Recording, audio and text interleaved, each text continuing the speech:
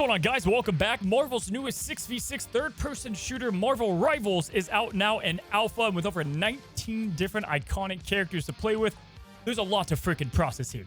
Now, I'm going to be taking all of this and condensing it to a TLDR. Too long, didn't read. Gonna try to save you guys time and condense their abilities, their movesets, and overall, like, their roles within the game, so you guys have a good idea of what they do and who you might want to play with. Now, if you guys don't know, there are 3 different roles within the game.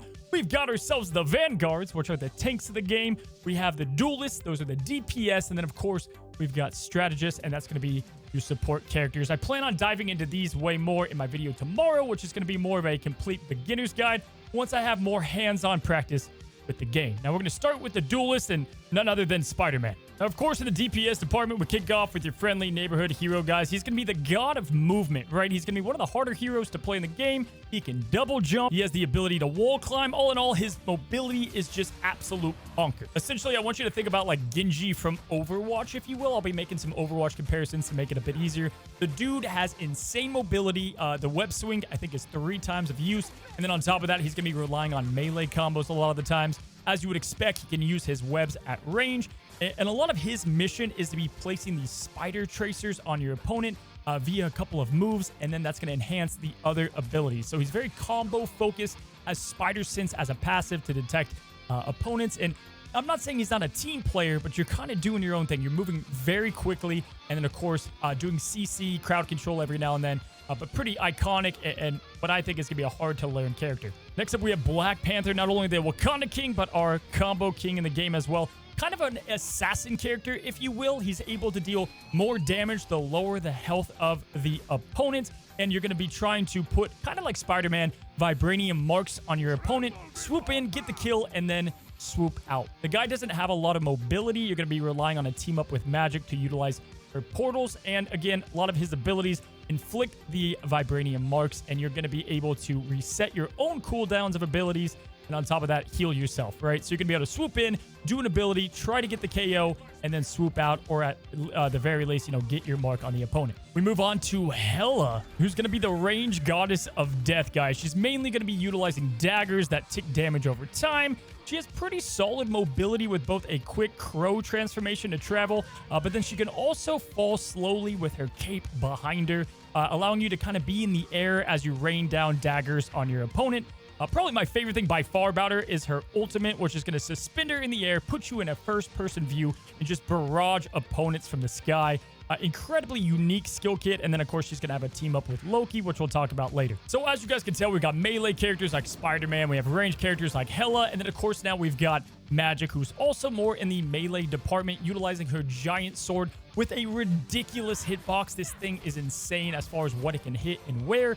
You can do things from a distance as well, but her main focus is quick, swift, localized movement. Not really like map wide mobility, but she's great in small spaces. Of course, with the sword, you want to be up and personal. She can also summon demons to do attacks for her. And then all this is to get her limbo form, her demon form, and this is going to enhance all of her attacks to make them way stronger. She's pretty cool if you're looking to have this character that like soups up over time, and utilizing her Dark Child form, you can like instill fear on your opponents. On top of that, she also has a passive that's going to give bonus health to her as you damage others. So long as you're accurate or more accurate than your opponents, you're going to be doing a lot of damage over time up close and really pressurizing your opponents. Next up, we have the Great X-Men in Storm, and she's going to be more of a supporting DPS that can do both, obviously, damage, but also helps out the team with extremely solid crowd control and, honestly, a very small moveset.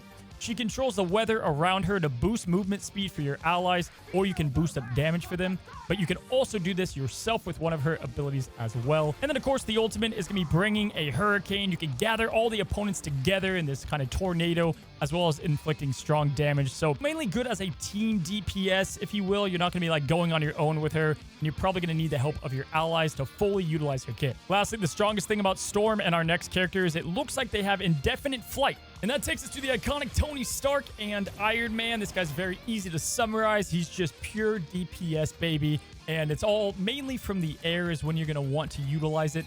Now, he can be in air form and do some more quick dodger movements and let go of missiles, or you can armor up and get a bit more stationary and do more heavy damage. His ultimate's one of the strongest DPS-wise in the game, and really, He's just all about pumping out the damage numbers. Pretty cool character. I think he's more simplistic for a reason. But if you're just looking for that character that just deals all the damage, it's going to be Iron Man. All right, moving right along, we have Punisher. And I swear every game's got this. Hey, if you don't want to play a hero game, play Call of Duty. Here he is. You got Soldier 76 meets like Bastion from Overwatch. He's got a turret, an AR, a shotgun, smoke grenades, and then my favorite, like a mobility grapple to get him around the map.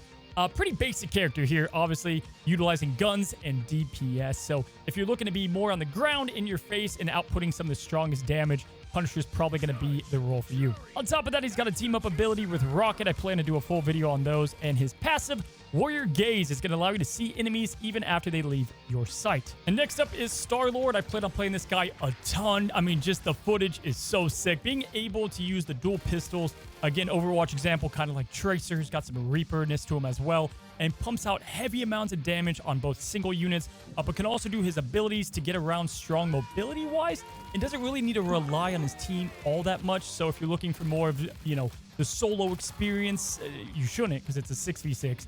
But all of his abilities are going to reflect just that. All right, so when it comes to Scarlet Witch, guys, this is by far my favorite character on release. Very strong in the pure definition of a glass cannon. Essentially, you're going to be siphoning and getting this chaotic energy that you are mainly trying to get her ult, which can wipe teams very easily if you know where you're going and what you're doing. However, you're completely vulnerable to get hit, so definitely if you enjoy these glass cannon, again, high DPS, but not a lot of health, Scarlet Witch is definitely going to be solid for you and pairs perfectly with Magneto.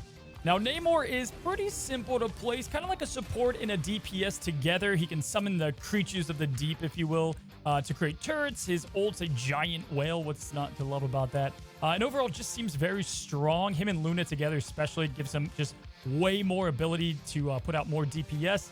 And does well on his own, like he can survive a little bit without help. All right, we move on to the strategist role, or the support characters, and we start with Loki. All right, so Loki's insane. One of the more creative kits in the game, no question. He reminds me of like Loki from Smite, if you played that game, or kind of like Sombra in some ways that can heal. Essentially, Loki's going to have it all. He's going to have good healing, good mobility, trickery, insane damage if you attack from behind. He's a bit of a glass cannon, if you will, but because of that, he can become invisible. He can create copies of himself that act like Loki to confuse your opponents. He can swap places for great mobility. He can also shapeshift into not only enemies, but also your friendly allies, and you can use all of those characters' abilities when you change it. And then, of course, he's a healer, right? He can heal his opponents and or damage enemies with his iconic staff. He can use runes to get more massive healing. If he's anything like the Smite Loki, I think people are going to hate having him on the team. Everybody's going to want to play him. He's very solo focused for the most part, but he does have a lot of team element, right? He has a team up with Hela that can instantly respond him if Hela gets a KO or gives him bonus shield. And then on top of that, like, you're able to get quick kills and get out. I think that's the whole goal of him, while also supporting your team from afar. So I think he's going to be a really cool character to utilize, but I think he's going to be one of the most played and probably one of the worst win rates in the game. All right, we move on to a character not a lot of people know, Luna Snow, more of a newer Marvel character, and a lot like Loki, her basics are going to heal allies, and of course, you can damage enemies. While her ability Ice Heart is going to allow you to heal herself, and alongside that, you can place idle auras to attach to your allies, and it's going to heal them as you continue to heal other characters. So maybe put that on your tank character and then heal your DPS. To me, she's kind of like the crowd control with slight DPS support character, right? She's going to have really bad, like, big movement, but fast, small movement. She's able to ice skate and go really fast once you start running with her. And then her ultimate is sweet. She's going to be, popping out and dance, and you can go ahead and heal your allies or give them a damage boost. And she also has a team-up ability with Namor. Pretty much guaranteed everyone's going to hate her just because she can freeze opponents in place. And if she's anything like May, I think she's going to be a little toxic. We have two other ones, both Guardians of the Galaxy. We have Mantis. Pretty short and sweet here. Your main goal as Mantis is to get critical hits by obviously getting headshots with her basic attack to gain life orbs. You'll be utilizing these life orbs to not only give damage boost, but movement boost as well as AoE heals, kind of like Lucio, if you will. And her passives can allow her to move faster when at full health. Definitely more of a team fighter here as a support, and your more traditional healer, if you will. And then lastly, for supports, we have Rocket Raccoon. Kind of interesting. He's a support character, not DPS. Sorry for all the comparisons in Overwatch. He is a lot like Baptiste, okay? So he's going to be able to do damage with his left click, heal with his right click, but on top of that, he can also like give jetpacks. He has a revive ability which is ridiculous. And weirdly, he's got the most team-ups of any other character. He can go with both Punisher and then, of course, Groot. He can damage amplify. He's got a lot going for him, and definitely I think is going to be one of the more played support characters because he can kind of do it all. And yeah, a revive is busted. All right, guys, we move on to Vanguards, or we end it here with tanks, if you will, within Marvel Rivals. And we start with the iconic Incredible Hulk. All right, now in most games, the Hulk is kind of like a simplistic character. I thought he was going to be more easy in this game. Kind of complex as far as a tank goes, right? Obviously, the dude's all up close and personal. He does have some good mobility and leaps, but he has 3 different forms. You have Bruce Banner, who's only got a couple of attacks. He can shoot with a gun, he can throw a grenade, and then he can turn into the Hulk. The whole purpose of the character is to be getting that gamma radiation to be able to transform and utilize it for a bunch of different of his abilities. The main Hulk is going to be one of the stronger characters to deal with Storm and Iron Man and all the aerial combats because he can knock them down. But he can also immobilize different characters in space as well, which is going to be probably pretty useful. And then obviously just a bullet sponge who can do a lot of damage up close and personal. If you're like a DPS, you don't want to be one-on-one with the Hulk. And then he has the Monster Hulk, which is just like a superfied regular Hulk, just doing more DPS, more chaos. He has like animations that are throwing people to the ground like he did with Loki in the Avengers. Overall, the Hulk looks great. I love the idea that he can shift and form, you know, depending on the situation. And then you kind of have this mini goal alongside the main goal of the battle. Of course, he does have a team up with Iron Man and Doctor Strange. And Doctor Strange is our next character, and this is Symmetra from Overwatch meets like Sigma. Doctor Strange is fascinating. I think he's going to be one of my personal favorites. He can utilize portals to place anywhere on the map, anyway, for units to walk through and go there. So great traversal, probably the best amongst all the characters. He utilizes both light and dark magic alongside pretty decent mobility with his cape for flight. Now, he looks insanely strong. On top of all this, he can create a giant shield, which is insane to protect from damage, kind of like Reinhardt. And then he can separate souls and do damage to that. There's a lot going on here, but the catch is you have to utilize his dark magic abilities. If you don't, he's going to actually be doing anti-heal to himself. So you have this like give and take Dr. Jekyll and Hyde kind of situation here. Next up is Groot, and short and sweet, guys. He's just the true tank of Rivals. He's going to have great crowd control. He's able to put up walls, kind of like Mei in Overwatch. And then he also can just do a lot of great tanking for the team. He has kind of like other characters, kind of like Black Panther and SpiderMan. His abilities can do extra things if they're awakened. Very much one of your main lines of defense, and you're going to want to kind of team up around Groot if you're a DPS or Mantis, a support. Pretty cool that a lot of the Guardians of the Galaxy are in this outside of, I guess, Gamora and Drax. Magneto is next, guys. And Magneto, dude, first of all, I love how swole Magneto is in this freaking game. But he's got a sword. Dude, this is like not your freaking Fox Magneto, okay? Which I do love him in the movies. But Magneto's super interesting. He has these bubbles like Zarya to protect your teammates. He also has like a big curtain shield, if you will. And then we have Penny Parker, the Gadget Queen. All right, so Penny Parker is very interesting. She has a lot of different gadgets, and her ult feels very strong. Essentially, you can put down spiders, you can do mines, and you're kind of just doing all these little tricks and gadgets, setting up points, really solid for kind of King of the Hill matchups.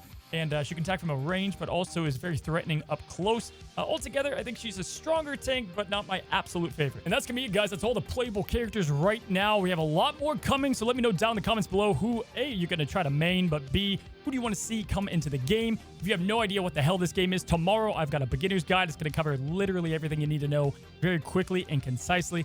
And I'm planning on doing a lot of content for the game as we go through alpha, beta, and full release. Hopefully you guys enjoyed this video, and until the next one, I usually say happy snapping. That's Marvel. What the hell? Happy rival? We're gonna have to fix that. That sucks.